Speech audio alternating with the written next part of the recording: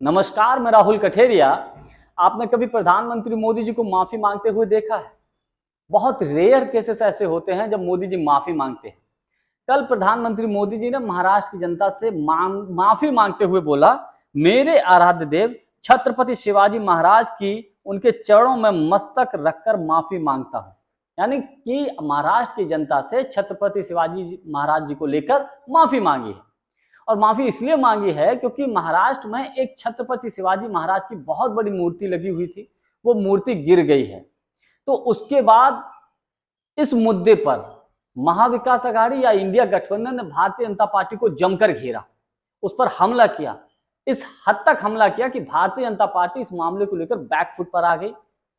Congress, NCP, Sharad Pawar, Uddhav Thackeray ji ने इस मामले को महाराष्ट्र की अस्मिता से जोड़ दिया और ऊपर से महाराष्ट्र में विधानसभा का चुनाव होने जा रहा है।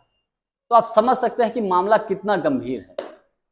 तो मजबूरन प्रधानमंत्री मोदी जी को अपनी राजनीतिक जमीन बचाने के लिए महाराष्ट्र में मजबूरन माफी मांगनी पड़ी। अगर महाराष्ट्र में विधानसभा का चुनाव नहीं होता तो मैं दावे के साथ कह सकता हूं कभी भी प्रधानमंत्री मोदी जी माफी नहीं मांगते।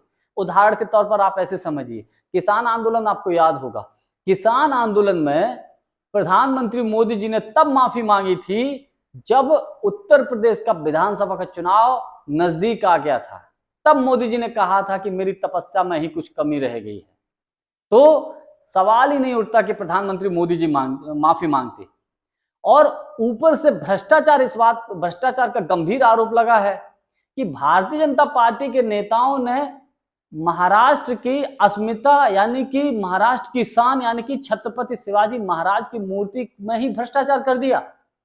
और इस मुद्दे को लेकर कांग्रेस पार्टी, एनसीपी, शरद पवार जी की पार्टी, उद्धव ठाकरे शिवसेना ने जमकर जोरदार हमला बोला है और इस मुद्दे को तूल दे रहे हैं, बढ़ा भी रहे हैं। अब देखिए इस मामले को लेकर जिस तरीके से महाराष्ट्र की अस्मिता से जोड़ दिया है महाविकास अघाड़ी ने, उससे मैं ये मानता हूं, मेरा व्यक्तिगत मानना यह है कि भारतीय जनता बैकफुट पर है और इसका लाभ आने वाले महाराष्ट्र के विधानसभा के चुनाव में महाविकास अघाड़ी को या इंडिया गठबंधन को मिलना तय है। महाराष्ट्र में चाहे कोई भी सर्वे आप उठाकर देख लीजिए, महाराष्ट्र के लोकल के लोगों से बात कर लीजिए, महाराष्ट्र में जो माहौल है वो इंडिया गठबंधन के पक्ष में है। देखिए हरियाणा में, जम्मू कश्मीर में तो वैसे भी भारतीय जनता पार्टी की लुटिया डूबनी लगभग तय है और महाराष्ट्र में इस मामले की वजह से भारतीय जनता पार्टी बैकफुट पर है और वहां भी मुझे ऐसा लगता है कि इंडिया गठबंधन बम्पर वोटों से जीतेगा, मुझे ऐसा लगता है।